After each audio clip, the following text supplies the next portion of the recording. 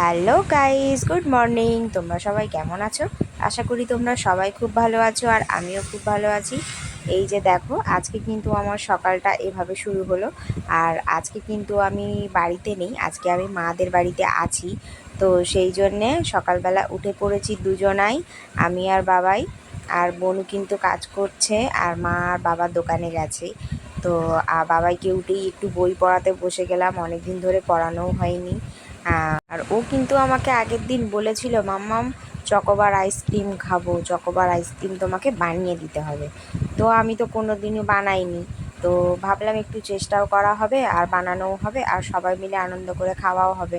তো ওকে একটু বইটা পড়িয়ে নিলাম। পড়িয়ে নিয়ে যেমন কথা তেমন কাজ, ওটা তো আমাকে বানিয়ে দিতেই হবে। তো যাই হোক, দুপুরবেলা লাঞ্চটা করে নেওয়ার পরে ওকে ভাবছিলাম একটু ঘুম পাড়াবো। তো আইসক্রিমের চক্করে ও তো কিছুতেই ঘুমাতে চাইছে না। তো আমি বললাম ঠিক আছে তাহলে আয়। আর ও বসে আছে। আর এই যে আমিও নিয়ে নিয়েছি, আগে থেকে জাল করে রেখেছিলাম কিছুটা দুধ, যেহেতু ও মাঝে মাঝে একটু কেলগস খায় আর দুধ বিস্কুট খায়, তো সে কারণেই আমি দুধটা আগে থেকে জাল করে ফ্রিজে রেখে দিয়েছিলাম বোতলে ভরে।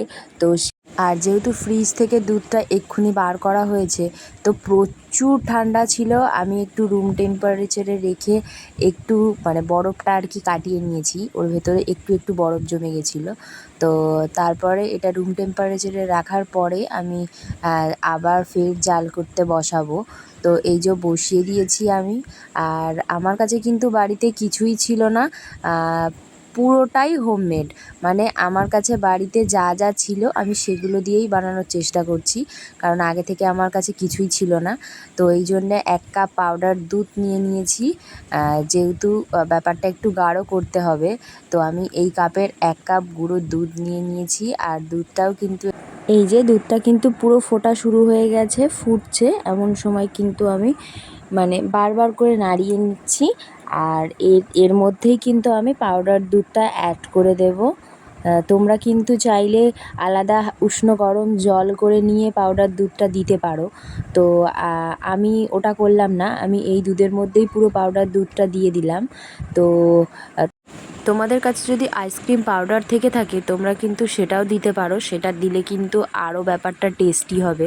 তো আমার কাছে কিছুই ছিল না, তাই জন্যে আমি একদম ঘরোয়া পদ্ধতিতেই বানানোর চেষ্টা করছি। তো দেখো, দুধটা কিন্তু অনেকটাই গাঢ় হয়ে এসেছে, পাউডার দুধটা দেওয়ার পরে আরও বেশি গাঢ় হয়ে এসেছে।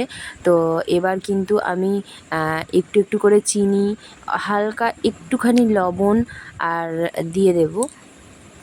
আর তারই সাথে সাথে আমি পাশে একটা কড়া নিয়ে নিয়েছি, তাতে একটু জল গরম করে নেব, কারণ যেহেতু আমাকে চকলেটটা গলিয়ে আগে থেকে একটু ফ্রিজে রাখতে হবে। তো সেই জন্যে আমি এখানে গ্যাসটা জ্বালিয়ে নিয়েছি, নিয়ে একটা কড়া বসিয়ে তাতে একটু জল দিয়ে জলটা গরম করে নিচ্ছি।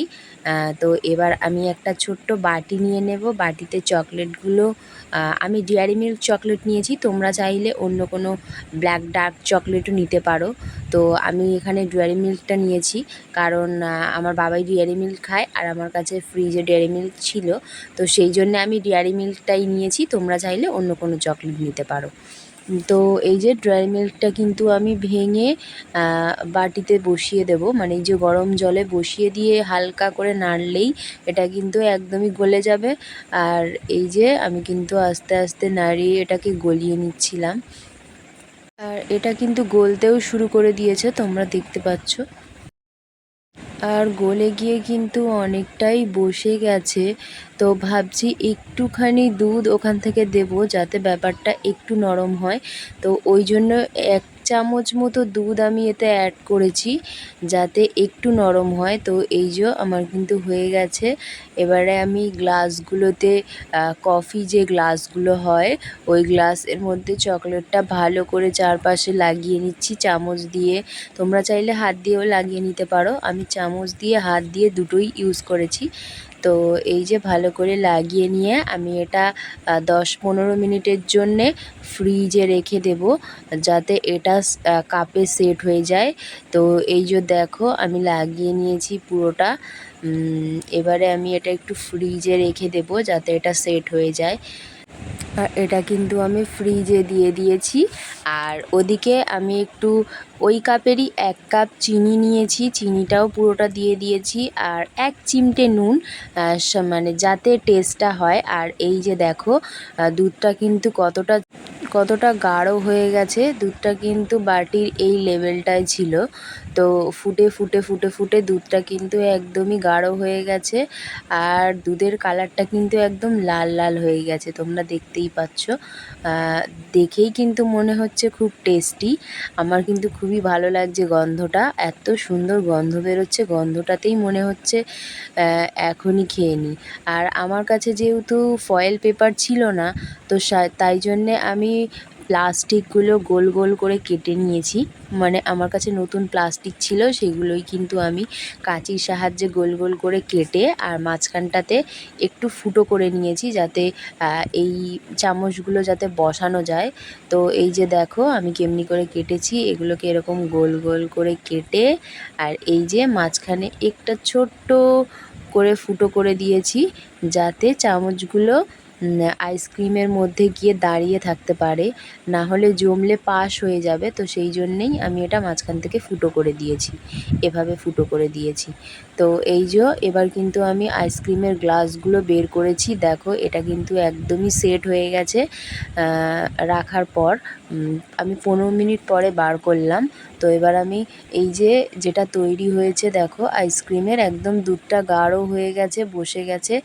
আর এবার কিন্তু আমি আইসক্রিমের কাপের মধ্যে এগুলোকে ঢেলে দেবো। আর বাবাই কিন্তু একদমই নড়ছে না আমার পাশ থেকে, চুপচাপ বসে দেখছে যে আমি কি করছি আর অপেক্ষায় আছে। ও ভেবেছে যে আইসক্রিম তৈরি হয়ে গেছে, কিন্তু ও তো জানে না যে এখন ফ্রিজে দিয়ে রাখতে হবে। ফ্রিজে দিয়ে রাখার পরে ও কালকে আইসক্রিমটা খেতে পারবে। ও কিন্তু ভাবছে যে আমি কাপের মধ্যে ভরে দিলে আমি এক্ষুনি আইসক্রিমটা খেতে পারবো। তো তাই জন্যে ও তো খুবই মজা করছে, খুবই ওর আনন্দ হচ্ছে। যেহেতু আমি বানিয়েছি, যতক্ষণ ও পুরোটাই বসে বসে দেখেছে, এক ফোঁটাও উঠছে না আমার কাছ থেকে। তো যাই হোক, এই যে আমি আইসক্রিমের 500 দুধের মধ্যে আমার 5টা কাপ আমার পূর্ণ হয়েছে। মানে 5টা কাপ আইসক্রিম আমি তৈরি করতে পেরেছি। তো এই যে আমার কাছে তো ফয়েল পেপার নেই, তাই জন্য কিন্তু আমি এই প্লাস্টিকগুলোই লাগিয়ে নেব। দেখো আমি কেমনভাবে লাগাচ্ছি। আমি কিন্তু ছোট্ট ছোট্ট গার্ডারের সাহায্য নিয়েছি এই প্লাস্টিকগুলো লাগানোর জন্যে। আর এই যে মাঝখানে যে ছোট্ট করে ফুটোটা কাঁচি দিয়ে করে দিয়েছিলাম, সেখান থেকেই আমি স্টিকগুলো ঢুকিয়ে দেব। আইসক্রিমের যে স্টিকগুলো চামচগুলো আমি ঢুকিয়ে নেব। তো এই যে ঢুকিয়ে সেট করে নিয়েছি। এবার কিন্তু আমি এটা ফ্রিজে দিয়ে দেব।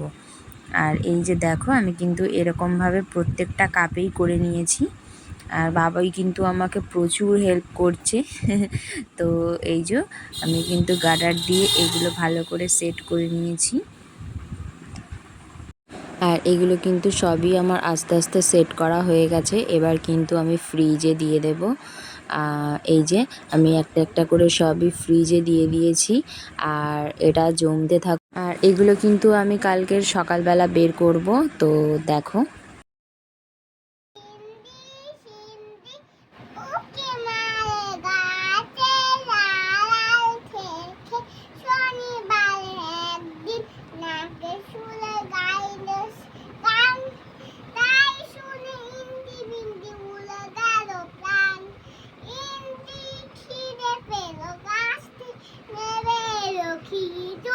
খাবে বল কাঁজি দোলে মা এসে দু গাড়ি দো খাবার দাও বুঝে গেল ইন্দি বিন্দি লাগ করে